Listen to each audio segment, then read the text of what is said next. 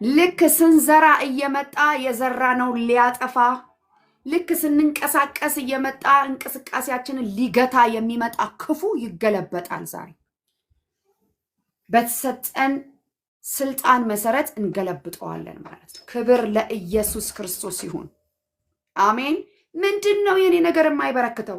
ምንድነው የኔ ጉዳይ? መቼ ነው እሺ ታዲያ ሰው መሆነው? ምንድነው የኔ ነገር የምትሉ ሰዎች ካላችሁ ይሄ የጠላት አሰራር ነውና አሰራሩን እንመተዋለን ማለት ነው። አይበቃኝም እኮ እኔ እኮ በቃ የምሰራው ስራ አይበቃኝም፣ እኔ እኮ የማደርገው ነገር አይበቃኝም፣ እኔ እኮ ከወር የምከፍለው ነገር የለኝም፣ እንደዛና እንደዚህ በጣም ብዙ የምትሉ ሰዎች አላችሁ። ከወር በቃ ችግር ነው፣ ጭንቅ ነው፣ በቃ እንዲህ ነው፣ ስጋት ነው፣ ሐሳብ ነው የምትሉ ሰዎች ጠላት ነው፣ እንመተዋለን። ክብር ለመንፈስ ቅዱስ ይሁን። ድምፁን እየሰማችሁ ኑሩ።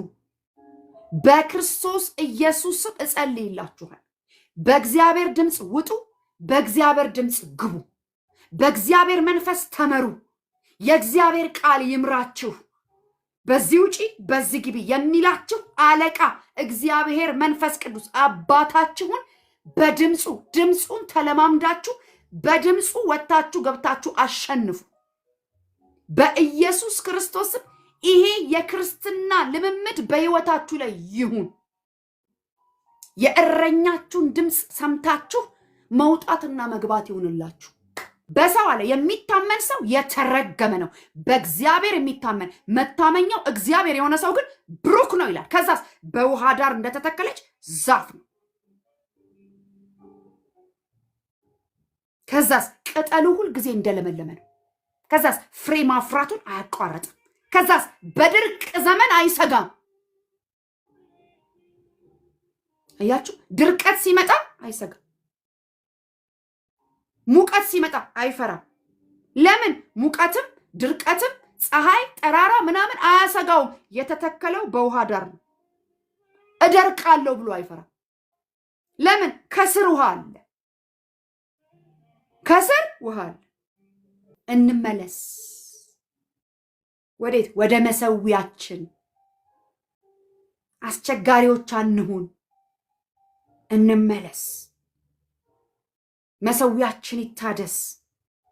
ወደ እግዚአብሔር ድምፅ እንመለስ። ነገር የታከተን ነገር ያቃተን ጭንቅ የሚለን በዲፕሬሽን የተመታ ነው ነገራችን ሁሉ መልክ ያጣው ከእግዚአብሔር ፊት ዞር ብለን ነው።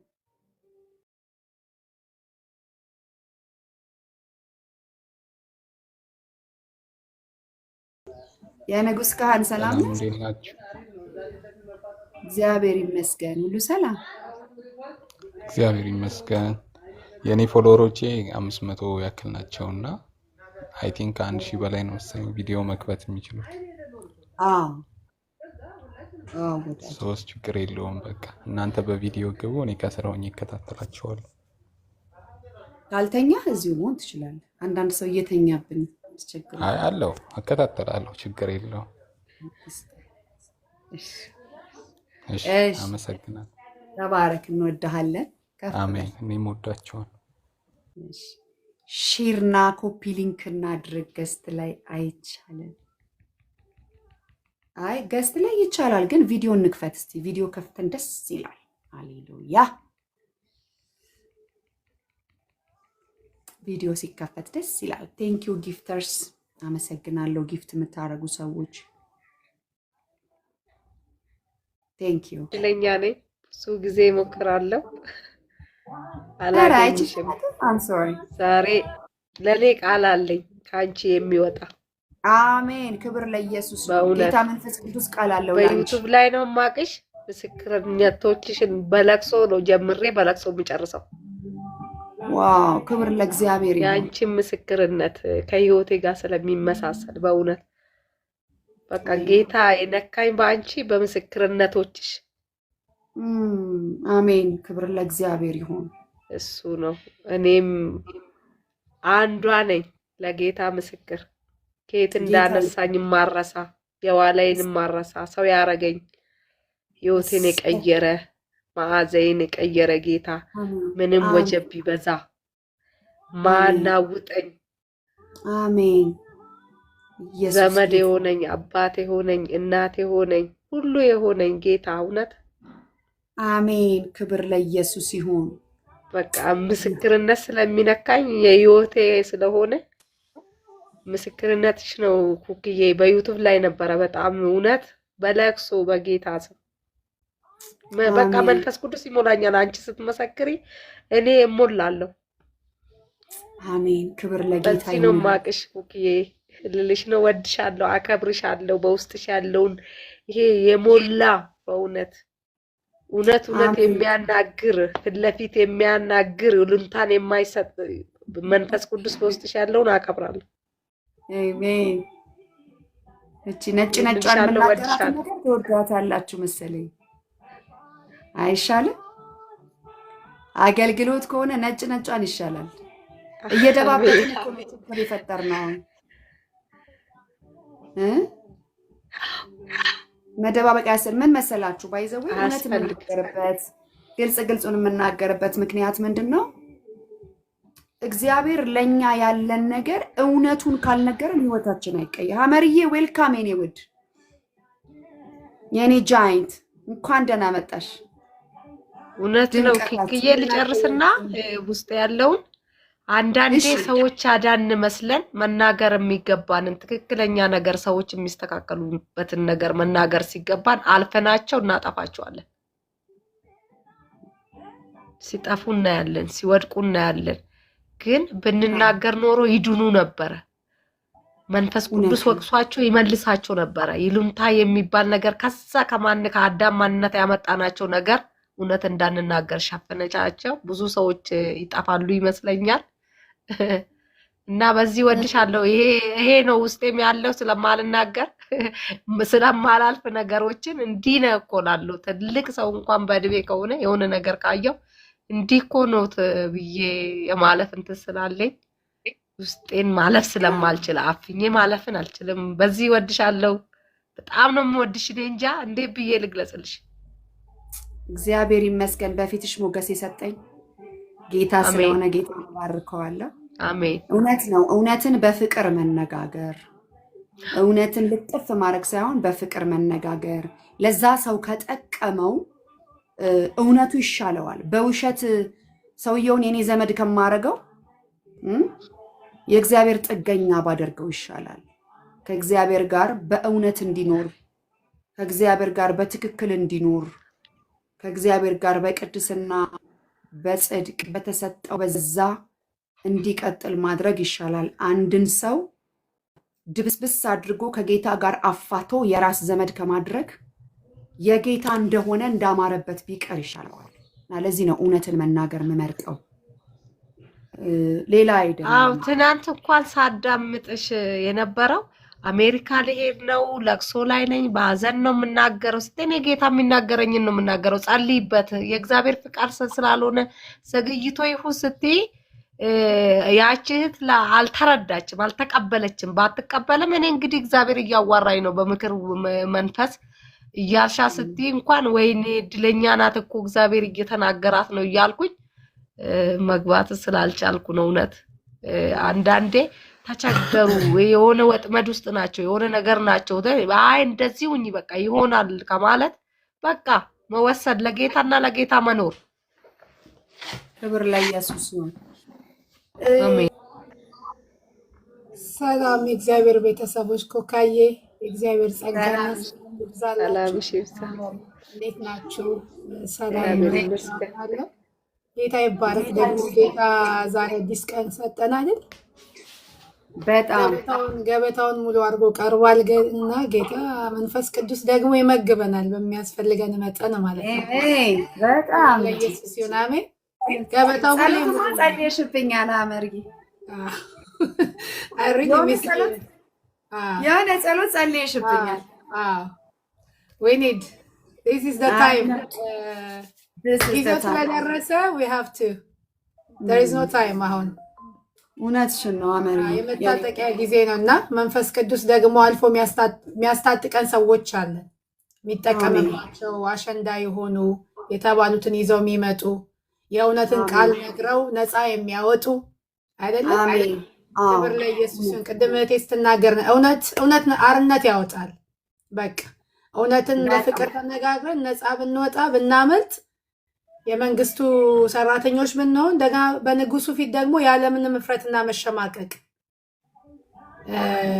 ያስፈልገናልና እንኳንም በዚህ ዘመን አንቺን አመጣለን። ጀግና እህት፣ ቆራጥ እንደምልሽ ሁሌ በቃልሽ የከበደ ነው።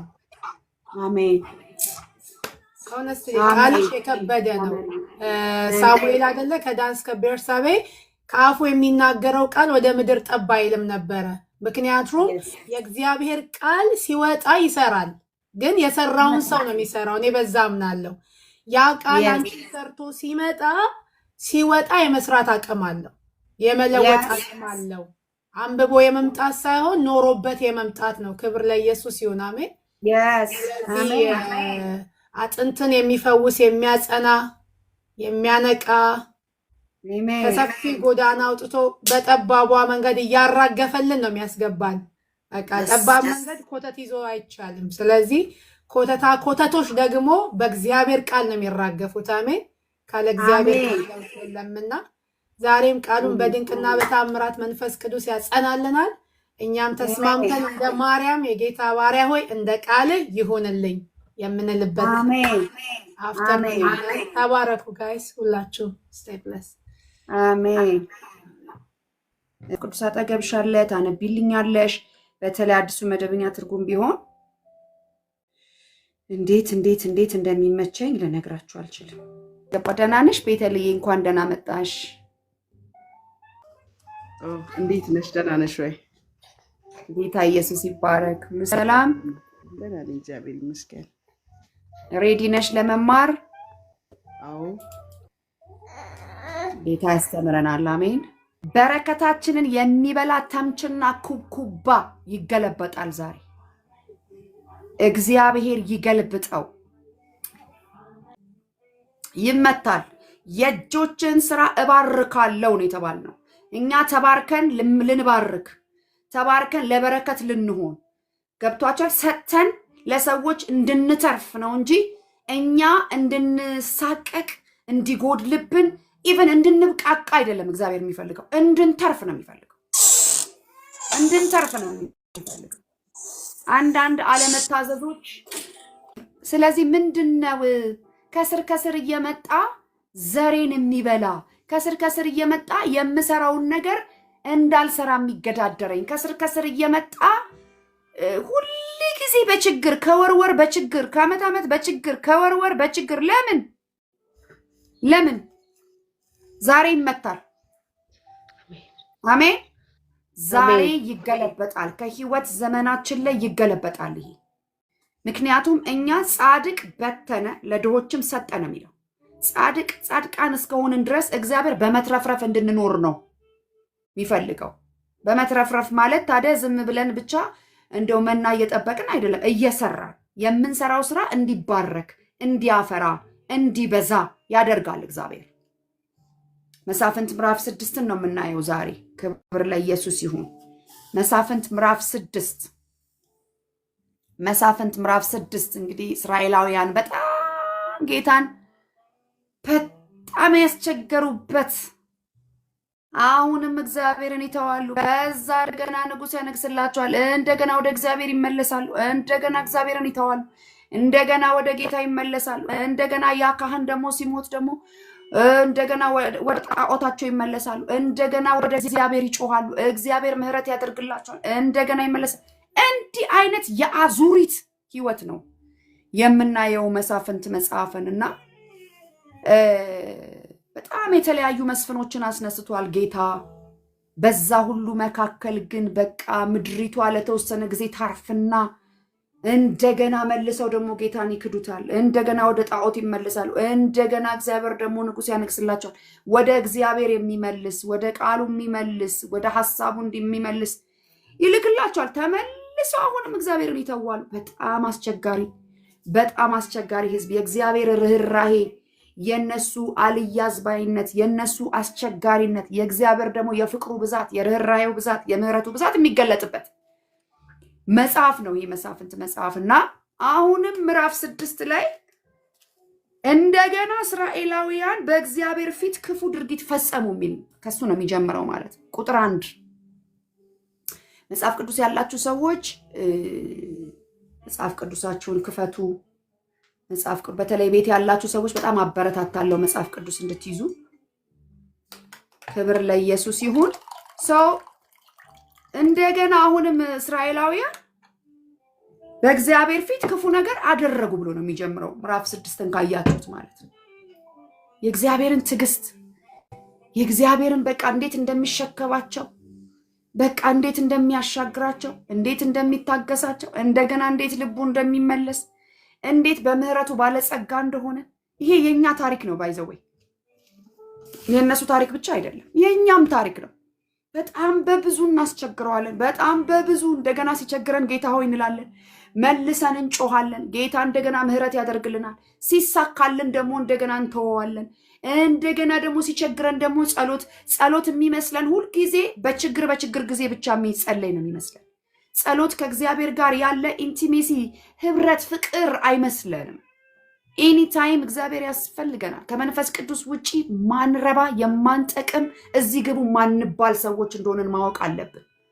ከዳንን በኋላ ክርስቶስ ኢየሱስን ንጉሳችን አድርገን ከሾምነው በኋላ ጌታዬ ነው ካለን በኋላ ያለ ጸሎትና ያለ ቃል መኖር አንችልም። ልክ ይሄ ስጋችን ያለ ምግብና ያለ ውሃ መኖር እንደማይችለው ሁሉ መንፈሳችን የውላችሁ ነፍሳችን መመገብ ትፈልጋለች፣ መብላት ትፈልጋለች፣ መጠጣት። ትላንትናም ስናገረው ነበር ይህንን ነገር ትፈልጋለች። ያ የእግዚአብሔርን ቃል ነው የምትበላው፣ ሌላ ምንም አይደለም። ነፍሳችን የምትመገበው ምግብ አለ። ሁልጊዜ ነው የምነግራችሁ። ነፍሳችን ካልተመገበች ሁልጊዜ ምን ሆነ? ትቀጭጫለች፣ ትቀረጭጫለች። ህፃን እንሆናለን። ውስጣችን ህፃን ስጋችን አድጎ በቃ እኛ ትልቅ ሰው እንመስላለን፣ ግን ጡጦ ላይ ነን ያለ ነው። ገና ወተት ላይ ነን የምንሆነው ማለት ነው። ለምን ሲባል በአእምሮ መታደስ እየተለወጥን አልመጣንም። እግዚአብሔርን ለመምሰል ራስን አስለምድ የሚለውን ቃል በህይወታችን ላይ እየተገበር ነው ካልመጣን ሁል ጊዜ ስጋችን ያደገ ሰውነታችን ያደገ ውስጣችን ነፍሳችን ግን የቀረጨጨ ስንናገር ራሱ ህፃን እንደሆነን የሚያስታውቅብን በቃ በጸብ በክርክር በጭቅጭቅ በንግግራችን ላይ በቃ እንደው ምንም እግዚአብሔራዊ ያልሆነ ነገር ስንናገር እንገኛለን። ያ ምንድን ነው? የአለማደግ ውጤት ያለማደግ ውጤት ነው። ስለዚህ እንድናድግ ምን ይለናል? በአእምሮ መታደስ ተለወጡ እንጂ ይህንን ዓለም አትምሰሉ የሚል ቃል ተጽፎልናል። ስለዚህ አንድ የዳነ ሰው በአእምሮ መታደስ መለወጥ አለበት። በአእምሮ መታደስ እንዴት ነው የምንለወጠው? የእግዚአብሔርን ቃል በማንበብ የእግዚአብሔርን ቃል በመማር በመጸለይ እግዚአብሔር ቃል ሪቪልድ እንዲሆንልን እንዲገለጥልን የቃሉ መገለጥ እንዲያገኘን።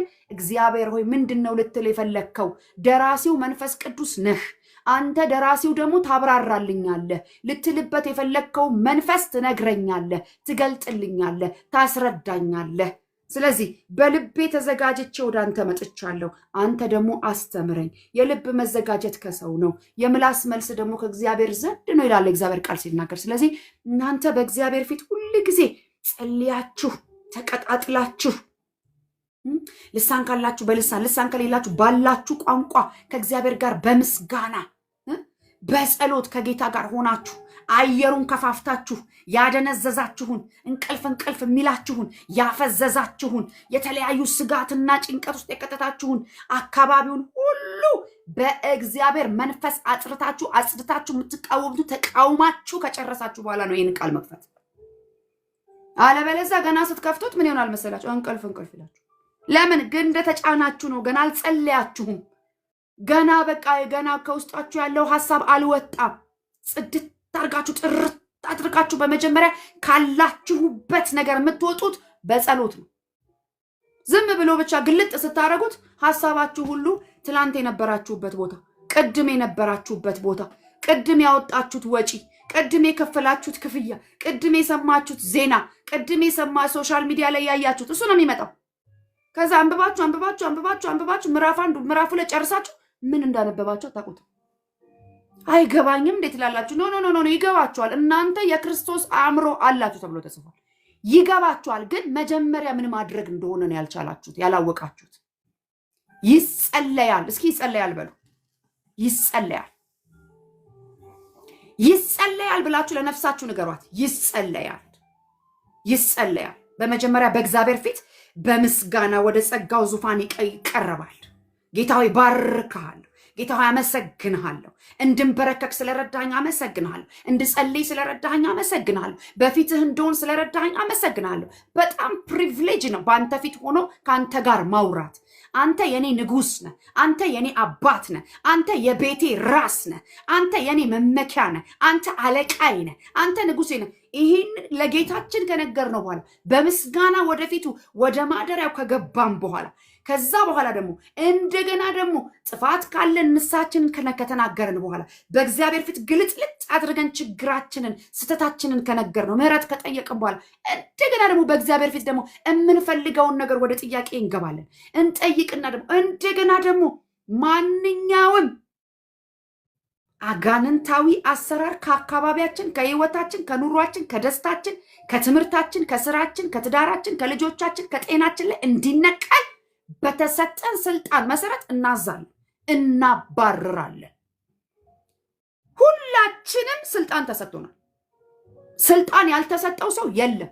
ሌላ አገልጋይ መጥቶ እንዲያባርርልን አንጠብቅ። እግዚአብሔር በጣም ነው የሚያዝነው በዚህ። በነገራችን ይሄን የመሰለ ስልጣን ሰጥቼሽ እንዴት ነው ለሌላ ሰው ጫንልኝ ተቀመጥብኝ የምትይው ነው የሚለው። ጸጋ ስጦታ እንዳለ ሆኖ ለሰው መጸለይ እንዳለ ሆኖ ሁሉ ነገር እንዳለ ሆኖ በአክብሮት በጸጋ ስጦታ እናምናለን፣ እንቀበላለን። ጊዜ አለው ሁሉ። እቤታችንም ሆነን ግን ሰው እንዲጸልይልን ከፈለግን ራሳችንን መቻል አለብን። ሁሉ ጊዜ ይናገራል፣ ሰው በራሱ ሳምባ ነው መተንፈስ ያለበት። አለበለዚያ ሁሉ ጊዜ የሰው ጥገኛ መሆን የለባችሁ። እኛ የእግዚአብሔር ልጆች ጥገኛ መሆን ያለብን የመንፈስ ቅዱስ ብቻ ነው። የመንፈስ ቅዱስ ጥገኛ ነኝ በሉ እስኪ። ኮሜንት አታንብቡ። በመንፈስ ሁኑ በጌታ ፍቅር። እኔ የመንፈስ ቅዱስ ጥገኛ ነኝ። የሁላችሁ አንድ ነገር ልንገራችሁ፣ መኖር የማንችለው ያለ መንፈስ ቅዱስ ብቻ ነው።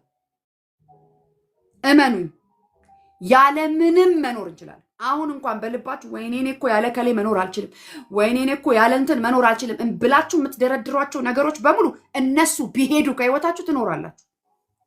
በደንብ ነው የምትኖሩት።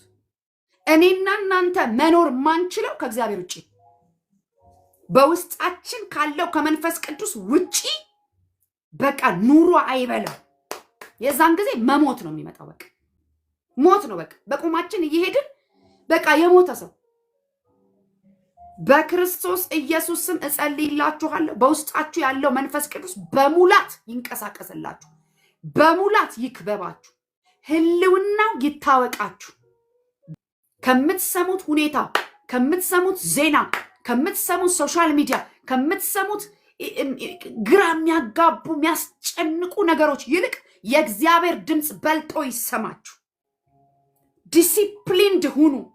ከፊቱ አትታጡ። ከፊቱ አትታጡ። ከመንፈሱ አትታጡ። ከቃሉ አትታጡ። ከቅዱሳን ጋር ካለ ህብረት አትታጡ። ሌጣ ያረጋችሁ መንፈስ የተገለበጠ ይሁን በክርስቶስ ኢየሱስ ስም። እኔ የምሰማው የአባቴ ድምፅ ያንቺም የአባት ድምፅ ነው። አንቺም መስማት ትችላለሽ፣ አንተም መስማት ትችላለህ። the only thing የእግዚአብሔርን ድምፅ ለመስማት ዝግጁ መሆናችን ነው። እሰማሃለሁ አባ ምን ትላለህ? ሌላው ጸሎት በምንጸልይበት ጊዜ አንድ የምንሸወደውን ነገር ልንገራችሁ። ጸሎታችንን ጠዋት ተነስተን በቃ ብለን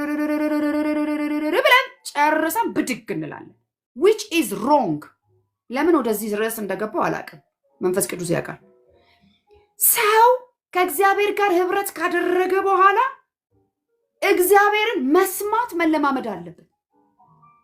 እኔ ከእናንተ ጋር አሁን ከአንድ ሰው ጋር ሚውት ማይክሽን ክፈች ብዬ ከአንድ ሰው ጋር እያወራው ከሆነ እኔ ሳወራ እሷ ትሰማኛለች፣ እሷ ስታወራ እኔ መስማት አለብኝ።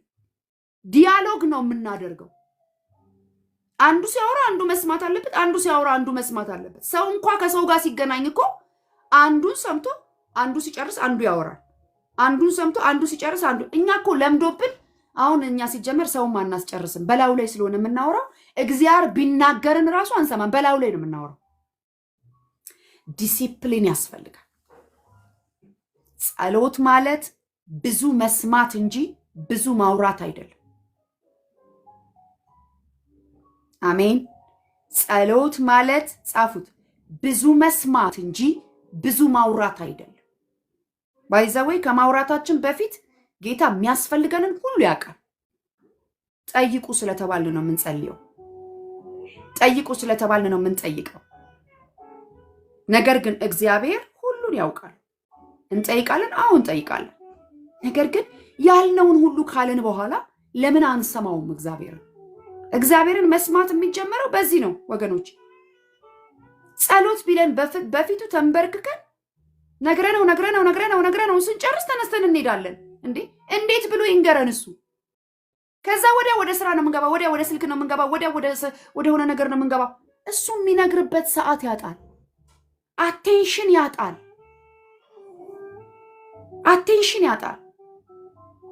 ጌታ አቴንሽናችንን ይፈልጋል ወገኖቼ፣ በጣም አቴንሽናችንን ይፈልጋል።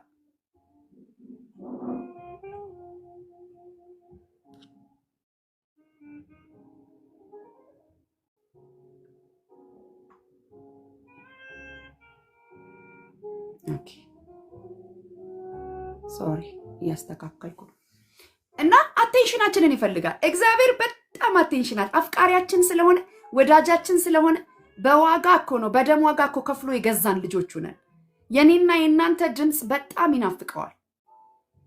ከዚህ በፊት ነግሬያችሁ ከሆነ አንድ የቅዱሳን ህብረት ጸሎት ላይ አንድ መልእክት ለአንድ ወንድሜ መጣለት እና በጣም እኔ ትንንሽ ጸሎቶችን ወዳለሁ። በጣም ደስ ይለኛል። በቃ እንጸልያለን። ኢፌክቲቭሊ ነው የሚጸለየው። ታውቃላችሁ፣ ቃል እንካፈላለን፣ እንጸልያለን፣ እንዲህ እንላለንና ለልጁ መልእክት መጣለት። መልእክቱ ምን እንደሆነ ልንገራችሁ። እስከ ዛሬ ድረስ ወደፊትም አልረሳውም። ያስለቀሰኝ መልእክት ነው። በሰው መልእክት ያለቀስኩበት። ጌታ እንደዚህ ያለው እርግጠኛ ነኝ ሰው ነው ይዞት የመጣው። በቃ ታውቃላችሁ፣ ከጸሎት የራቀ ከእግዚአብሔር ቤት የራቀ ምናምን አይነት ሰው እና ይጸለይልህ ተብሎ የመጣ ሰው አይነት ነገር ነው። እና በቃ ልክ እግዚአብሔርን ቃል ተካፍለ ምናምን ልክ ወደ ጸሎት ስንገባ መጀመሪያ የእግዚአብሔር መንፈስ የመጣው ወደዚህ ልጅ ነው። ክብር ለእግዚአብሔር ይሁን። እግዚአብሔር እንደ ሰው አይደለም። አሜን። እና እንዲህ የሚል መልእክት መጣለት። ጌታ እንደዚህ ይልሃል አለችው። ጌታ ልጄ ድምፅህ ናፈቀኝ። ማይ ጉድነስ የተሰማኝን ስሜት ልነግራችሁ አልችልም። አልቅሼ ልሙት እና የትም ጠፍተህ የትም ምናምን አይደለም ያለ ልጄ ድምፅህ ናፈቀኝ። ከኔ ጋር ታወራ የነበረው ያ ጊዜ ናፈቀኝ፣ ያ ድምፅህ ናፈቀኝ የሚል መልእክት ማይ ጉድነስ እኔ መቼ ማረሰው። ለምን አነሳውላችሁ? እኛ የጌታን ድምፅ ከምንናፍቀው በላይ ብታምኑም ባታምኑ ጌታ የእኛን ድምፅ ይናፍቃል። ልጆቹ ነና እናንተ ጌታን ወደዋለሁ ከምትሉት የጥፍ ጌታ ይወደናል። ስለዚህ ጌታ እኔና እናንተ ድምፁን ከምንናፍቀው በላይ እሱ ድምፃችንን ይናፍቃል። ላውም እኛ እኮ ለጥቅማችን ነው እኮ ድምፁ የምንናፍቀው። ጌታ እንዲመራን እኮ ነው የምንናፍቀው። እንደው ዝም ብሎ እግዚአብሔር ድምፁ ናፍቆን ብቻ አይደለም እኮ። ጥቅመኞች ነን እኛ። የሆነ ጸሎት እንዲመልስልን እኮ ነው አንዳንድ ጊዜ የምንበረከከው። በጣም አንወሻሽ። ችግር ውስጥ ስንገባ አይደል ጸሎት የምናበዛ። በጣም ችግር ውስጥ ስንገባ ነው ብዙዎቻችን ጸሎት የምናበዛው። የተሳካና የተከናወነለት የለንም። አየር ላይ ነው ያለነው። እግዚአብሔር ሁልጊዜ ይፈለጋል። አሜን። ሁልጊዜ ይፈለጋል። ሁሉ ነገር ቢሳካ፣ ሁሉ ነገር ባይሳካ፣ ሁሉ ነገር ቢሞላ፣ የጠየቅነው ነገር ሁሉ ቢሞላ የእግዚአብሔርን ቦታ የሚሸፍን ክፍተት የለንም። የሆነች ክፍተት አለች፣ የጌታ ብቻ እሱ ብቻ ሲገባባት የምትሞላ። ምንም ነገር ቢሞላልን፣ ምንም ነገር ቢሳካልን፣ የሰው ልጅ በጾም ጸሎት የሚጸልየው ሁሉ ተሳክቶ እጃችን ቢገባ የጻፍናቸው ምን ያልናቸው የጸለይናቸው ሌሊት የተነሳንባቸው ጾም ጸሎት የያዝንባቸው በሙሉ ቢመለሱ ለእግዚአብሔር የሚሆን ቦታ እሱ የሚሞላው ክፍተት አለ ብቻው። ትልቁ ክፍተታችን እንደውም ልንገራችሁ፣ እግዚአብሔር የሚሞላው ክፍተት። ሌላው ቀላል፣ ሌላው በጣም ቀላል። ስለዚህ አንድ ነገር እመክራችኋለሁ፣ የጸሎት ዲሲፕሊናችን እንዲስተካከል። ሌላ ዛሬ ለምን ወደዚህ እንዳመጣኝ አላቅም። ሌላ ዊዝደም እየነገረኝ ነው።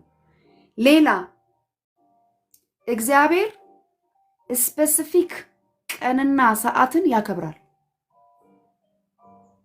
በሰዓቱ ቀጠሮ አክብሮ ይመጣል። በዚህ ሰዓት እሰራለሁ፣ በዚህ ሰዓት እነሳለሁ፣ በዚህ ሰዓት እበላለሁ፣ በዚህ ሰዓት እተኛለሁ፣ በዚህ ሰዓት እከሌን አገኛለሁ የምንልበት አለን አይደል?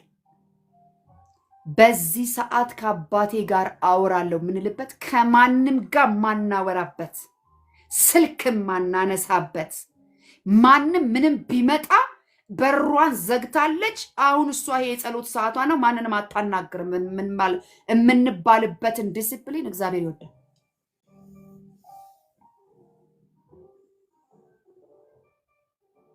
አሜን።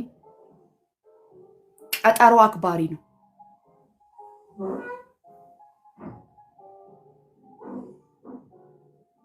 አንድ ታሪክ ታውቁ እንደሆነ አላውቅም፣ ብዙዎቻችን ሰምተነው ሊሆን ይችላል። አንድ ሰው ሁል ጊዜ ለሩጫ ወይም ለዋክ ለስፖርት ይወጣል እና በዛ ሞርኒንግ ታይም ላይ ሁልጊዜ ለስፖርት ሲወጣ ከጌታው ጋር ያወራል። በቃ የጸሎቱ ሰዓት እሱ ነው። ጠዋት ለጸሎት በሚወጣበት ሰዓት ከእግዚአብሔር ጋር እያወራ ነው የሚራመደው፣ የሚሮጠው፣ ስፖርት የሚያደርገው። ዋክ ያደርጋል፣ ይሮጣል፣ ዋክ ያደርጋል፣ ይሮጣል።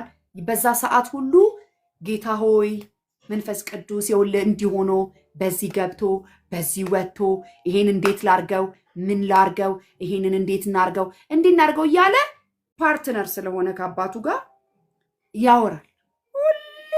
ሁሌ ቱታውን ይለብሳል። ለስፖርት ሰዓት ላይ ቀጥታ እንደወጣ የሚጀምረው ከአባቱ ጋር ማውራት ነው። ከዛ ለአንድ ስራ ይመደብና በጣም ቢዚ ይሆንና ያንንም ስፖርቱንም ትቶ ሁሉንም ነገር ትቶ በቃ ስራው ላይ ያዘነብላል። ስራውን እየሰራ ይኖራል። በቃ እየኖረ ነው። ያም ጸሎት ቀረ፣ ስፖርቱም ቀረ፣ ሁሉ ነገር ቀረ። ለ13 ዓመት በስራ ላይ ይቆይና ከ13 ዓመት በኋላ ስራውን ትቶ በጡረታ ምክንያት ሁሉን ነገር ትቶ በቃ አሁን እንግዲህ ስራ ምንም ያንን ስፖርት ልጀምር ብሎ ያችን የለመዳትን የጧት ስፖርት ሲጀምር መንፈስ ቅዱስ ማውራት ይጀምራል። ሃሌሉያ። ምን አለ? እስከ ዛሬ በዛው ሰዓት ሁልጊዜ ጠዋት እጠብቅህ ነበር። ዛሬም ቀጠሮዬን አክብሬ ነው የመጣሁት። እግዚአብሔር እንደዚህ አይነት ጨዋ አምላክ ነው። እግዚአብሔር እንደዚህ አይነት ታማኝ አምላክ ነው። ንጉሥ ሆኖ ሳለ፣ ጌታ ሆኖ ሳለ፣ የነገስታት ንጉሥ ሆኖ ሳለ ዛሬ አንድ የመስሪያ ቤት አለቃ እንኳን እሺ ወይ ተባለ አይችልም፣ ቢዚ ነው የምንባለው እኮ ኤኒ ታይም ስንፈልገው የሚመጣ ያችን ያስለመድነውን ሰዓት ጠብቆ የሚመጣ ምንም ሳይጎድልበት፣ ምንም ሳያንሰው፣ ምንም ከኛ የሚፈልገው ነገር ሳይኖረው ነገር ግን ታማኙ ጌታ ሊያወራን ይመጣል። ምን አለ? ያቺ የሚያቃት ከ13 ዓመት በፊት የሚያቃት የእግዚአብሔር መጽናናት ያቺ ድምፅ መጣች ተመልሳ። 13 ዓመት ጥለኸኝ 13 ዓመት ስጠብቅህ አላለው። ዌልካም ባክ፣ ስጠብቅህ ነበር፣ ሁልጊዜ ናፍቅህ ነበር፣ ሁልጊዜ ጠብቅህ ነበር። በቦታችን ላይ ከእግዚአብሔር ጋር በተለማመድንባት በመሰዊያችን በስፍራችን ላይ ለእግዚአብሔር ደግሞ ለብቻው የሰዋንለት ቀን ካለ ዕለት ዕለት በየደቂቃው እንድንጸልይ ነው እኔ የማበረታታ። ነገር ግን ደግሞ አንድ ደግሞ ለጌታ የሰጠነውና የሰዋንለት ቀን ይኖረናል ወይም ሰዓት ይኖረናል። ያችን ቀንና ሰዓት እግዚአብሔር ቀጠሮ አክባሪ ነው። መንፈስ ቅዱስ ይጠብቀናል። እንደ ቀልድ እንዳትቆጥሩት፣ እንደ ቀልድ እንዳትቆጥሩት። ጌታ መንፈስ ቅዱስ በጣም ጨዋ ነው። ልጄ ካሁን ታወራኛለች፣ ካሁን ድምጿን እሰማለሁ፣ ካሁን እኛ ለጥያቄ እንደምንቀርበው አይደለም። ጌታ ድምፃችንን ለመስማት ነው የሚጠብቀን። ዝም ብለን ተራ ሰዎች አይደለንም እኮ። መስቀል የሚባል ዋጋ፣ ደም የሚባል ዋጋ የተከፈለልን ውድ እግዚአብሔር ልጆች ነን። ውድ ልጁን አንድያ ልጁን ነው የሰጠን እኮ። ውድ እንደሆነን የምታውቁት አንድያ ልጁን ነው የሰጠን። ከልጆቹ መሃል መርጦ አንዱን አይደለም የሰጠን። አንድያ ልጁን የሚያስከፍለውን ዋጋ ሁሉ ከፍሎ ነው የገዛን። በደም ዋጋን የተገዛ ነው። የሚተመን ዋጋ የለንም። ስለዚህ እግዚአብሔርን ለጥቅማ ጥቅም ከመፈለግ እንውጣ። አንተን ነው የምፈልግ በሉት። ራስህን ነው የምፈልግ በሉት። ራስህን ነው የምፈልግ። የምትሰጠኝን እጅህን አይደለም የምፈልግ። ለማኝ ብቻ አትሁኑ ወገኖች፣ ለማኝ ብቻ አትሁኑ። እግዚአብሔርን ፈልጋችሁት እሱ መጥቶ ባትለምኑት ራሱ ሁሉ ነገር ይከተላል። ጽድቅና መንግስቱን ፈልጉ ነው የሚለው። ሌላው ያንኳኳ ነው የሚጨመርልን ወገኖች። መጠየቅ እንዳለ ሆኖ አባታችን ነው። ኦፍኮርስ እንጠይቀዋለን። አቅራቢያችን ነው፣ ምንጫችን ነው፣ መገኛችን ነው፣ መኖሪያችን ነው። አባት የምንልበት የልጅነት መንፈስ ተሰጥቶናል። አዎ፣ ነገር ግን አቲቲዩድ የሚባል ነገር አለ። አቲቲዩዳችን እንዴት ነው? ባባ ናፍቀኸኛል፣ ድምፅ ናፍቆኛል፣ ቃልህ ናፍቆኛል፣ አብራልኝ እስኪ ቃልህን።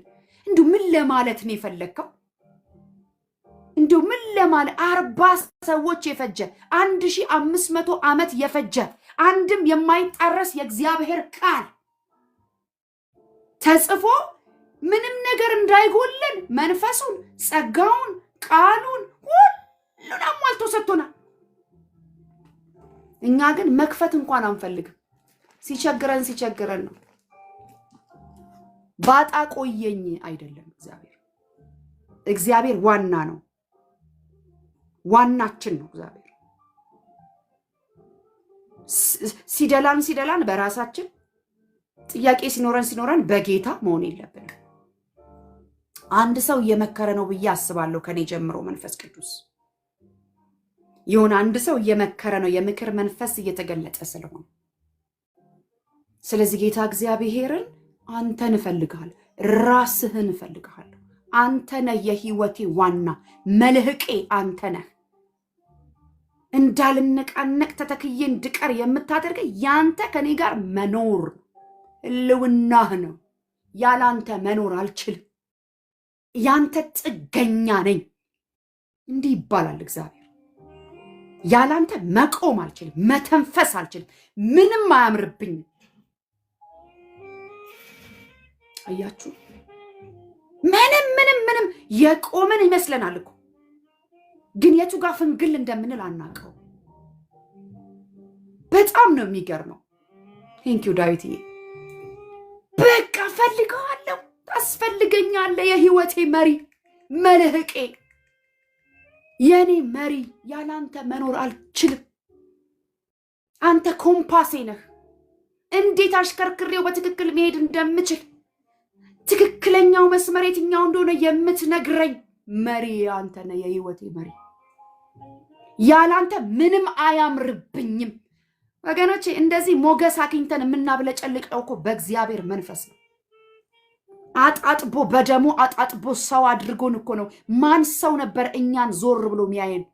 ማን ሰው በየትኛው ሰው ፊት ነበር ዛሬ እኛ ፊት ምን ሞላው? ሙሉ አልነበርንም እኮ። በክርስቶስ ኢየሱስ ሙሉ ሆናችኋል ነው የሚለው። ሙሉ ያደረገን እኮ ክርስቶስ ኢየሱስ ነው። እስቲ የወጣንበትን ማን እንደነበርን እስቲ እናስታውስ። ሁልጊዜ እሱን ማስታወስ ባይዘወይ ሃምብል ያደርጋል። የተነሳንበትን ማስታወስ ሃምብል ያደርጋል። ከእግሩ ስር እንዳንጠፋ ያደርጋል። ያቺ ማርያም እኮ እግሩ ስር ስትል የነበረችው ለዛ ነው። ታውቀዋለች፣ እግሩን ታውቀዋለች። አንዴ ሽቶ ስትሰብርለት፣ አንዴ ምን ስትል፣ እቤቷም ሲመጣ እዛው እግሩ ስር ነች። የሚያዋጣትን ታውቃለች። መልካሙን መርጣለች፣ ከሷም አይወሰድባትም የተባለችው ማርያም ናት። ለትምህርታችን የተጻፈልን እግሩ ስር አባ ያላንተ አይሆንልኝም፣ ያላንተ አልደምቅም፣ ያላንተ መውጣት መግባቴ ትክክል አይደለም፣ ያላንተ በሰው ፊት ሞገስ የለኝም፣ ያላንተ ተወዳጅነት የለኝም፣ ያላንተ ትዳሬ መምራት አልችልም፣ ያላንተ ስራ ወጥቼ መስራት አልችልም፣ ያላንተ ገንዘቤን ማስተዳደር አልችልም፣ ያላንተ ልጆቼን ማሳደግ አልችልም፣ ያላንተ በልጆቼ ፊት ሞገስ ማግኘት አልችልም፣ ያላንተ በትዳሬ ፊት ሞገስ ማግኘት አልችልም፣ ያላንተ በቤተ ክርስቲያን ውስጥ ሞገስ ማግኘት አልችልም፣ ያላንተ አንደበቴን ስከፍት የሚሰማኝ ሰው የለም። አንተ ነህ ሞገሴ፣ አንተ ነህ ምንጬ፣ አንተ ነህ መኖሪያዬ፣ አንተ ነህ ውበቴ፣ አንተ ነህ ድምቀቴ፣ አንተ ነህ መገኛዬ፣ አንተ ነህ ምንጬ፣ አንተ ነህ አቅራቢዬ። ወስደን ልጥፍ አናደርገውም እግዚአብሔር ላይ? በራስ መተማመን አይደለም እኔ እናንተ የሚያስፈልገን፣ በእግዚአብሔር መተማመን ነው። በእግዚአብሔር የሚታመን መታመኛው እግዚአብሔር የሆነ ሰው ነው ብሩክ ነው የሚለው ኤርሚያስ 17 ሄዳችሁ አንብቡ። በሰው የሚታመን የተረገመ ነው ይላል። ሊትራሊ ይልና ዘንባባ አይታችኋል? በረሃ ላይ ነው የሚበቅል። ስሩን ግን ረጅም አድርጎ ከሆነ ውሃ ጋር አገናኝቶታል። ስለዚህ በዛ ጠራራ በረሃ እሱ የለመለመ ነው። ጻድቅ እንደ ዘንባባ የሚለው ለዛ ነው። እሱ ስሩን ተክሎ ሰዷል።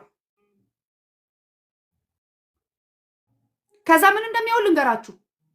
ዘንባባ በኢትሰልፍ በጣም ፍሌክሰብል ነው። ልክ ኃይለኛ የበረሃ አውሎ ንፋስ ሲመጣ ቀጥታ ጎንበስ ብሎ ይተኛል። ልክ እንደ ሰው ያንን ንፋስ እስከሚያልፍ ድረስ ይተኛል። ለጥ ብሎ ይተኛል። ያ ንፋስ ካለፈ በኋላ ቀና ይላል። ንፋስ አይወዘውዘውም። በህይወታችን የሚመጡ ንፋሶች የማይወዘውዙን ከእግዚአብሔር ጋር ከተጣበቀን ብቻ። ለምንድን ነው መሰላችሁ? እሱ እንደፈለገ ተኝቶ ተነስቶ የማይሰበረው? አልደረቀም፣ የለመለመ ነው፣ ለጋ ነው። ሁልጊዜ ፍሬ ማፍራቱን አያቋርጥም፣ እንደለመለመ ነው ይላል። ለምንድን ነው ጎንበስ ብሎ የሚያሳልፈው? ስሩን ሰዷል፣ ለጥ ይላል። እኔና እናንተ ደግሞ ለጥ የምንልበት አምላክ አለን። ተከልለን በልዑል መጠጊያ የሚኖር ሁሉም በሚችል አምላክ ጥላ ውስጥ ያድራል። ሃሌሉያ! እሱ ስር ሽሽግ ብለን ውሽቅ ብለን የምናመልጠው ከሱ ስር ስንተከል ነው።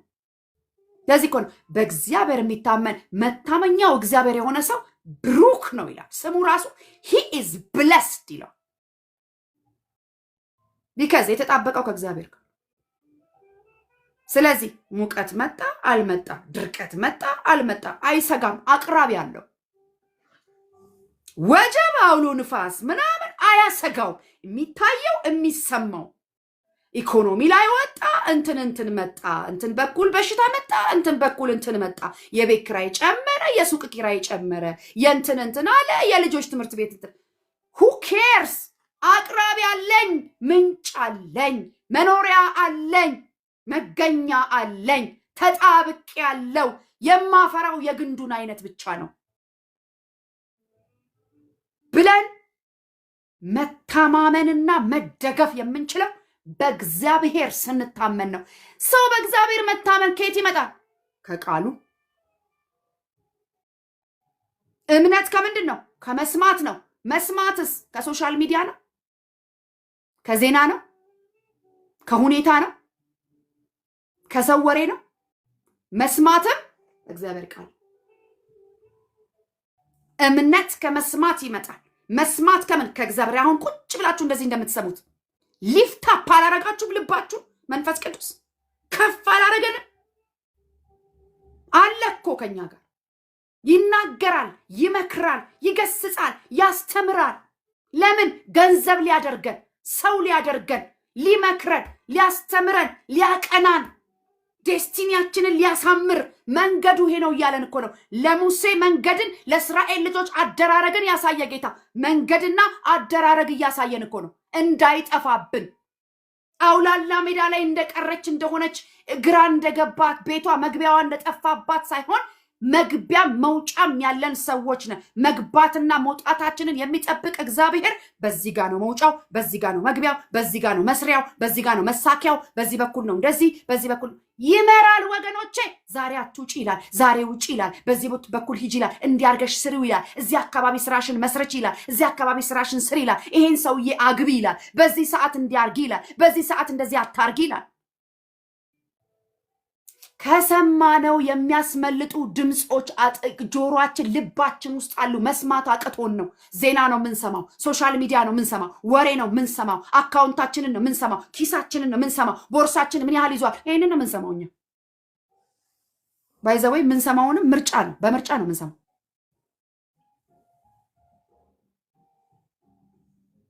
ስለዚህ መንፈስ ቅዱስ እንምረጥ። ምረጡ ነው የሚለን ዛሬ። የእግዚአብሔርን ድምፅ ለመስማት እንንበርከክ። አመሰግናለሁ። በሰላም አውለኝ፣ በሰላም አሳድረኝ። እንዴ እግዚአብሔር እኮ ነው። እንዴት ብሎ ይምራል? እንዴት ብሎ መንገድ ይንገራል? እንዴት ብሎ እሱን ነገር ትከስሪያለሽ ተያት ጀምሪው ብሎ እንዴት ብሎ ይንገራል? እኛ አንሰማውም። ኦልሬዲ ፌል ካደረግን በኋላ አንተማ አትሰማኝም፣ አንተማ አታየኝም። ውይ እንደኛ እኮ በጣም ከባዶች የለን። ከባድ እኮ ነን እኛ። ለሰው አንመች፣ ለእግዚአብሔር አንመች። ከፈጠረን ጋር ሰፋጣ። አንተማ እኔን አትሰማኝም እንዴ? አይንን የፈጠረ አምላክ ነው ማያየው? ጆሮን የፈጠረ አምላክ ነው ማይሰማው? አድበል ብሎ የሰራ ጌታ ነው ማይሰማው? እሱ ይናገር አይናገር እኔ እናንተ ሰምተናል ወይ እኮ ነው። ሰማ ነው ወይ? ምን እያለን ነው? አንዳንዴ እኮ እኔ እኮ አውቄው ነበር እንላለን። ከሳትን በኋላ ምን ዋጋ አለ? ምን ዋጋ? የሆነ ነገር እኮ ቅፍፍ ብሎኝ ነበረ ስወጣ እኮ ታውቆኛል። እና ከታወቀሽ የእግዚአብሔርን ድምፅ ክደሽ ነው አይወጣሽ? ትተ ነው አይወጣው? አልፈ ነው አይወጣው? የእግዚአብሔር ድምፅ ያስመልጣል። የእግዚአብሔር ድምፅ ያሻግራል። አሜን። የእግዚአብሔር ድምፅ ሰው ያደርጋል። አሜን። የእግዚአብሔር ድምፅ ያቆማል። አሜን። የእግዚአብሔር ድምፅ ጭው ባለም በረሃ ላይ ልምላሜ ይሆንልናል። አሜን። ወገኖች ለእግዚአብሔር ድምፅ በጣም የቀረብን እንድንሆን ነው መመክራችሁ። ይዛ እግዚአብሔር ሁል ጊዜ ይናገራል። እኛ ነን ያልሰማነው። ሄደን ከስረን ሙልጭ አድርገን ከጨረስን በኋላ ጌታ ሆይ ምን ትላለህ እንላለን። እንዴ መጀመሪያ ብናማክረውስ? ሰው የሰራውን ለምን እንሰራለን? እከሌም ተሳክቶለታል፣ ቆይ እኔም እሱን ስራ እሰራለሁ ይሳካልኛል። ማን አለ? እንዴ እውነት እግዚአብሔርን የሚሰማ ሰው እንዴት እንደሚሳካለት የምታውቁት እኮ ቆሎ አሁን ኢትዮጵያ ውስጥ እኮ ይሄ የቆሎ ሻጭ ልጅ ከተባለ የድሃ ልጅ ማለት ነው። ምን ያወሻሸናል አይደል? እሱ እኮ የቆሎ ሻጭ ልጅ ቆሎ ሻጭ ማለት የድሃ ልጅ ማለት ነው። ቆሎ ሽጪና ታተርፊያለሽ ብሏት ግን ኤልሳ ቆሎን የማያውቃውን እዚህ ውስጥ ካለ እንገሩኛ ነገር አገር አይደለም እኮ ዓለም ነው የሚያውቃት። እግዚአብሔር ይሄን ሽጪና ትሳካያለሽ፣ ቆሎ ሸጠሽ ትሳካያለሽ ተብለሽ ታዘሽ ቆሎ ሸጠሽ ይሳካልሻል። አይገርምም? የቆሎ ንግድ ኤልሳን ተከትሎ ዛሬ ስንት አይነት ስም ነው የመጣው? የቆሎ አይነት ምንም አልሚ ቢሉ ገኒ ቢሉ ምናምን ቢሉ ምንም ኤልሳ ነው የሚሸጠው። ከ8 ሰዓት ጀምሮ ኤልሳ ቆሎ እንደሌለ ታውቃላችሁ? የለም ያልቃል። እንዲህ አይነት በረከት ከ8 ሰዓት ጀምሮ አመርዬ ኤልሳ ቆሎ የለም። ከሰዓት በኋላ ኤልሳ ቆሎ የለም፣ ያልቃል። በየብራንቹ ያልቃል። ከ5 ኪሎ በላይ አንድ ሰው መግዛት አይችልም። ሃሌሉያ! እናንተ ሊሚት ተደርጎልሽ ነው የምትገዢው። is a blessing of God። ይሄ እኮ የእግዚአብሔር ብሌሲንግ እኮ ነው።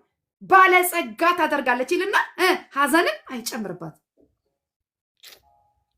በደስታ ነው የምትቸረችሮች ሴትዮ። እና ሰዓት የለም በቃ አልቋል። እስከ 8 እኮ ነው የምልሽ። የትም ብራንች ላይ ብትሄዱ አታገኙም ከ8 ሰዓት በኋላ የኤልሳ ቆሎ ሲባል አንድ ሰው ተሰልፎ እኛ ከ5 ኪሎ በላይ ከፈለግን 3-4 ሆነሽ መሄድ አለብሽ። ለአንድ ሰው 5 ልንሸጥ ኤርፖርቱን ያጨናነቀው የእሷ ቆሎ ለምን ሲባል እግዚአብሔርን ሰምታ። ኩክዬ ቻርጀሬ ሊዘጋ ነው። እሺ ቻርጅ አድርገሽ ተመለሽ። ተባረክ። አንድ ቃል አውጪልኝ። አልወደውም ይሄን ቃል ራሱ ይቅርታ አድርጊልኝ። ቃል አውጪ የሚባል ቃል አልወድም እኔ። ቃል የለኝም። ቃል ያለው የእግዚአብሔር ቃል ላይ ነው። ቻርጋጅ አድርገሽ የእግዚአብሔርን ቃል ስሚ። ቃል አውጪ የሚባለውን ቃል አልወደውም። እሺ ተባረክልኝ። ቃል አውጪ እንዳትሉኝ ከዛሬ ጀምሮ። እኔ የራሴ የሆነ ቃል የለኝም። የእግዚአብሔር ቃል ነው። እሱን ደግሞ ስንማር ትሰማላችሁ። ይሄ የተለመደ በየነቢያቱ የተለመደ ቃል አውጣ ቃል አውጪ አልወደውም። አም ሶሪ። ስለዚች ሴት እየነገርኳችሁ ነበር። እቺ ሴት ተመልከቱ። ዋው! በየብራንቹ ሄዳችሁ ብትጠይቁ የመጀመሪያው የእያንዳንዱ ብራንች ሽያጭ ወደ አስራት ነው የሚገባው። ማለዳ ላይ በኩር የተሸጠው ወደ አካውንት አይገባም። አሁን የምነግራችሁ ዲሲፕሊን ነው። በጣም የቀናሁበትን ዲሲፕሊን ነው የምነግራችሁ። ከየት እንዲየመጣብኝ እንደሆነ አላውቅም። መንፈስ ቅዱስ ግን የሆነን ሰው እየመከረ ነው። እኔ መሳፍንት ምዕራፍ 6ን ገልጬ ነው ያለው። አንድን ሰው ግን መምከር ከፈለገ መንፈስ ቅዱስ መብቱ ነው። የኔ አለቃ፣ የኔ ጀግና፣ የኔ አባት ጊዜው ይሄ ነው ካለ እኛ እንፈቅድለታለን። ማንንና እኛ ነው ጆሮዬን የተበሳውለት አባቴ፣ አለቃዬ፣ አዛዤ። ሃሌሉያ! እንሰማዋለን። የሚመክረንን እንሰማዋለን። በዛው እዚህ ውስጥ ለቤተ ክርስቲያኖቻችሁ አስራት የማትከፍሉ ሰዎች አዳምጡ። የማታወጡ ሰዎች ዲሲፕሊን። ከእያንዳንዱ ሱቅ መጀመሪያ የሚሸጠው ቆሎ ለአስራት ለብቻ ነው የሚቀመጠው። እስከ ዛሬ ድረስ የሚነቀንቃት የጠፋው ለዚህ ነው። ይሄ ሁሉ ከየት መጣ ሲባል እግዚአብሔር ይጠቁማል። ሰው ሁሉ ስጋ ቤት ስለተከፈተ ስጋ ቤት አይከፈትም። ሰው ሁሉ ልብስ ቤት ስለከፈተ ልብስ ቤት አይከፈትም። እግዚአብሔር ብሎት አንድ ራእይ የተሰጠው ሰው ቸርች ስለተተከለ ቸርች እንደ ሱቅ አይከፈትም። ነውር። አንድ ትንቢት ስለተናገር ቸርች አይከፈትም። ቸርች አይከፈትም ይተከላል እንጂ ብሎ ግልግል አድርጎናል። በቀደም ሸዋፈራው ጌታ ኢየሱስ ይባርክ። በዓለም ሚዲያ ላይ አሜን። እግዚአብሔር ላንቺ የተለየ ነገር ቅባት ሽጭሽ ብሎ እኮ ነው። የፀጉር ቅባት ብቻ ሽጭ ብሎ እኮ ነው። በፀጉር ቅባት ብቻ እሷ ጋር ሄዱ ይባላል እኮ። በቃ አለቀ። ብራንድ የሆነ ነገር ይሰጠናል እኮ እግዚአብሔር። ለምንድን ነው እዚህ ምድር ላይ የተፈጠርኩት ብሎ እግዚአብሔርን መጠየቅና መስማት። ቅድም ምን አልኩኝ? ጸሎት ማለት ብዙ ማውራት ሳይሆን ብዙ መስማት ነው። ብዙ መስማት ነው። ጌታ ይውላችሁ ከሰማ ነው ጌታ ይናገራል። ለዚህ እኮ ነው ብዙ ጊዜ ቅዥ ስልንበት ስለምንውል ቢቸግረው ቸር አምላክ ስለሆነ በህልማችን ይመጣል። በቃ የተኛሽ ሰዓት እስቲ አሁን ርፍ ብላለች ደግሞ ላውራት ብሎ በህልማችን ይመጣል። ምን አይነት አምላክ ነው? በህልማችን መጥቶ ይነግረናል። ዋው ዛሬ ያየሁት ህልም ብለን መጸለይ እንጀምራለን። በእውን እንኳን ሰማ ብለን ነው። አንዳንድ የህልም ጸጋ እንዳለ ሆኖ እሱ እንዳለ ሆኖ እሱም ጸጋ አስጦታል። እሱ እንዳለ ሆኖ ቀንም ሌሊትም የሚሰሙ ሰዎች አሉ። ክብር ለእግዚአብሔር ይሁን። አንዳንዶቻችን ግን እርፍ ማለት ስለሚያቅተን ነፍሳችንም አእምሯችንም ስጋችንም እርፍ በምትልበት ሰዓት መንፈስ አይተኛም። ስለዚህ ያቀብለናል። መቅ እንዲህ ሊሆን ነው። ተጠንቀቂ፣ ጸልይ። እንዲህ ሊሆን ነው። እንዲህ አይነት በረከት ሊመጣ ነው። ቶሎ በይና በረከትሽን አስለቅቂ።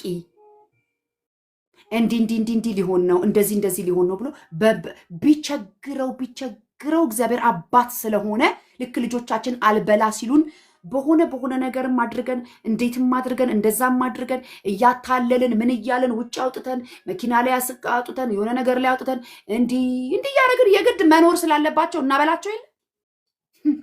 እግዚአብሔር እንደዚህ ነው የሚለማመጠን። እግዚአብሔር እንደዚህ ነው የሚለማመጠን።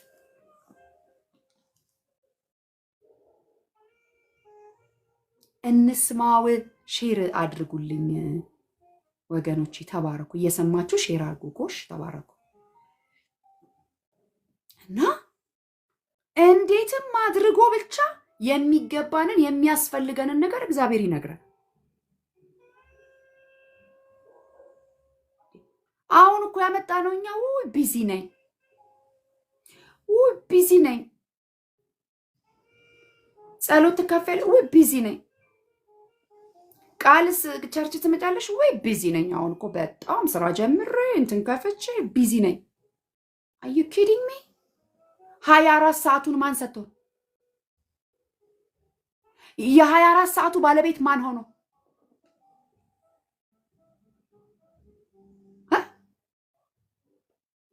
ብልጥ የሆነ ሰው እኮ ከ24 ሰዓት ውስጥ 2 ሰዓት ከ40 አስራት ያወጣል ከቀን ላይ።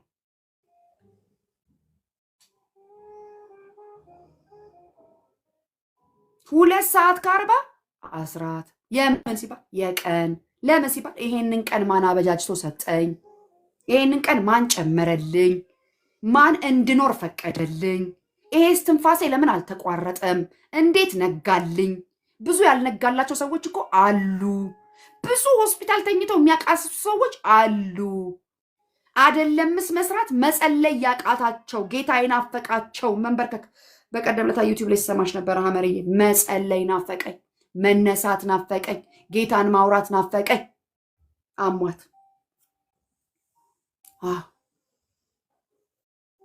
እኛ ዛሬ ብድግ ብለን ከእንቅልፋችን ንቅት ብለን ተነስተን ብቻ ወደ ስራ ከዛ ቀናችን ሁሉ ብሽ ብሎ ይላል። ለምን አላስቀደምነውማ? እግራችን መነሳት ስለሚችል ከእንቅልፋችን መነሳት ስለቻለን ምናምን መስሎናል የተነሳ ነው። እተኛለሁ አለ፣ አንቀላፋለሁ አለ። እግዚአብሔር ደግፎ ይዞኛልና እነቃለሁ ነው ያለው። መተኛት በእግዚአብሔር ነው። ተኝቶ ደግሞ መገላበጥ አይደለም። ማንቀላፋትም በእግዚአብሔር ነው። ከእንቅልፍ ደግሞ መንቃት ስለቻልን አይደለም፣ በእግዚአብሔር።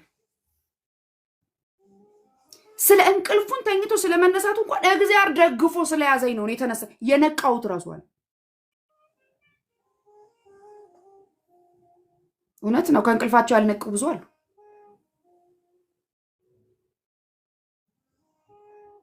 ወገኖች ብቻ ጌታን እንስማ። ምን ልትይ ነው ይሄ ሁሉ ካላችሁኝ፣ እኛ አውርተን አንነሳ። ሊናገር የፈለገውን ጌታ ይናገረን። ሊጠቁመን የፈለገውን ይጠቁመን። ሰዎች በር ላይ እየሄድን እያንኳኳን አልከፈት ከሚለን እግዚአብሔር የሚከፍተውን በር በጸሎት ይንገረን። ሰዎች ስልክ ላይ እየደወልን ከማስቸገራችን በፊት ብዙ ስልኮች ስዊች ኦፍ ከሚሆኑብን፣ ብዙ ስልኮች መልሼ ልደውልልሽ ከምንባል፣ ብዙ ስልኮች የእኛን ስልክ እስኪጠሉ ድረስ ከምንሆን አለ የሚደወልለት አለ ስዊች ኦፍ የማያደርግ አለ ደውለንለት ቢመክረን በምክሩ ግሩም የማያስበላ የማያስነካ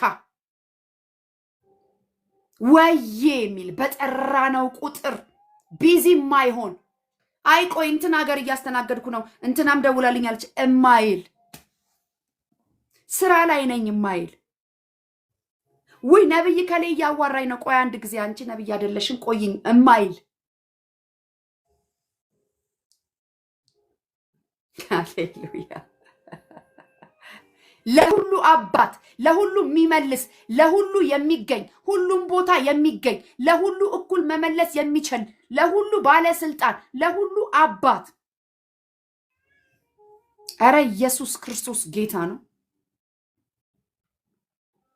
አቬለብል ስለሆነ ስንጠራው ስለሚገኝልን አይቅለልብን። በጠራነው ቁጥር ወዬ ስለሚለን አይቅለልብን። እኛ ሰዎች ባይ ዲፎልት የማናገኘው ነገር ላይ መሮጥ ልማዳችን ነው። ከአዳምና ከሔዋን የወረስነው ማለት ነው። አትንኩ የተባልነውን ተንቀሽቅሾ ቆርጦ መብላት የኛ ካራክተር። ከወደቀው ማንነት አንኮርጅ። አሜን። የወደቀው ማንነት እኮ ነው። የማይገኝን ነገር መዋጠጥ መፈለግ፣ የማይቻልን ነገር እንዴት እሱንማ ማግኘት አለብን። የማይነሳን ስልክ በቃ ሲቀጠቅጡ መዋል፣ የማይከፈትን በር ሲያንኳኩ መዋል። ይሄ ልምዳችን። የምን የወደቀው ሰው ማንነት ልምድ ነው። እኔና እናንተ ዘር ቀይረናል። የፈለገ በወደቀው ዓለም ውስጥ ብንኖር ዘር ቀይረናል። ምንፈልገውን እንወቅ። አፈላለጋችን ይስተካከል። ክብር ለኢየሱስ ይሁን። አንድ ሰው እርግጠኛ ነኝ ዛሬ በሚደንቅ ሁኔታ መንፈስ ቅዱስ መክሮታል። ከኔ ጀምሮ በጣም ነው የመከረን። መጸለይ ያቃታችሁ ሰዎች ዛሬ አቅም ታገኛላችሁ። መጸለይ ጸልያችሁ የእግዚአብሔርን ድምፅ ለመስማት ተቀምጣችሁ ያልተረጋጋችሁ ሰዎች ተረጋግታችሁ የእግዚአብሔርን ድምፅ መስማት ይሆንላችሁ። የእግዚአብሔር ድምፅ እንዴት እንደሚሰማ የምትለማመዱበት መሰዊያ ይታደሳል። ከዛ በኋላ ማንም ተነሺ ቢልሽ ራሱ አትነሽም እኮ። ሰዓትሽን እንትን እያልሽ ሌሊቱን ሁሉ በቃ ኧረ ሰዓት የእንትን ሰዓት ሳይደርስ የስራ ሰዓት ሳይደርስ ብለሽ ሌሊቱን ሁሉ የኔ ጌታ ከፍቅሬ ጋር ከውዴ ጋር የማሳልፍበት። ለዚህ እኮ ነው ልብሴን አልለበስኩም እንዲህ አላልኩም ወዲህ አላልኩም ስትል እሷ ሄደ አንኳኩቶ ማልዬ ላይ ከሄደ በኋላ አፋልጉኝ ወይ አይታችሁታል ውዴን ማለት ጀመረች። እንዲህ አይነት ህይወት ከዘመናችን ላይ ይመታ። ለትምህርታችን የተጻፈልን አሁን የሚሄድና የሚመጣ መንፈስ ቅዱስ የለም፣ በውስጣችን ያለው የሚያዋራው አጥቶ ነው እንጂ። ግልጿን እናውራ። የሚያዋራው አጥቶ መለኮት ተሸክመን እየዞርን እኛ ግን ከሌላ ሰው እርዳታ እንጠይቃለን። መልካም ረዳት ወደ እውነት ሁሉ የሚመራ ወደ ለመለመ መስክ ወደ እረፍት ውሃ ዘንድ የሚመራ አንዳች የማያሳጣ አምላክ እያለ እኛ ፍለጋችን ሌላ ነው ፍለጋችን ሌላ ነው። እራሱ እግዚአብሔር የሚያስተዳድረውን ሰው ስናሳድድ እንውላለን። ለራሱም እኮ እኛ የምናሳድደው ሰው ይረዳኛል ያልነው ሰው እኮ እግዚአብሔር ነው የሚያስተዳድረው። እግዚአብሔር ነው መኖሪያው። እሱ ራሱ ያለ እግዚአብሔር ምንም ማድረግ አይችልም።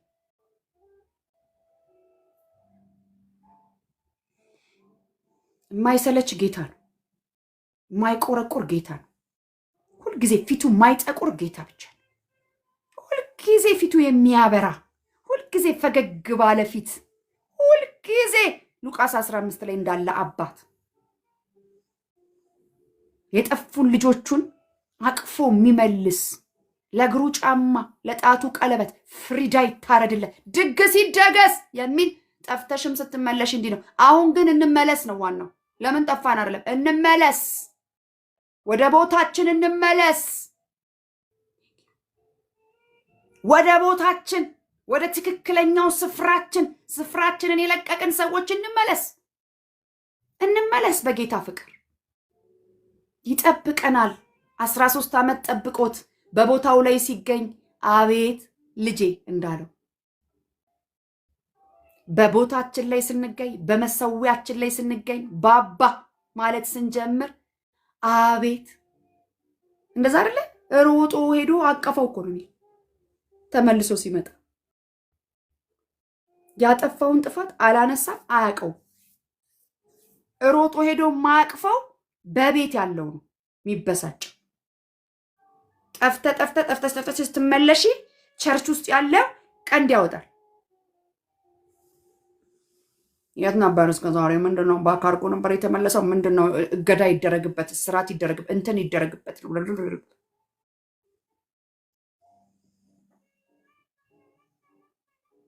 አረ ከአባቱ ጋር ጨርሷል። ትላንትና ባጠፋው ጥፋት እሱን ስትከስ የአንተ በረከት እንዳይጠፋ። አረ እሱ ጨርሶ ነው የመጣ። አባቱ አለውልህ እንኳን መጣህልኝ ብሎ ድግስ ደግሶ ተቀብሎት ነው። ማን ነው እኛ የእግዚአብሔር ጠበቃ ያደረገን? ጠበቃችንም ዳንኛችን እሱ እግዚአብሔር። እኔና እናንተ ወደ ላይ አይደለም ወደ ታች ራሱ ጥብቅና አንችልበት፣ በጽድቅ ስለማንፈርድ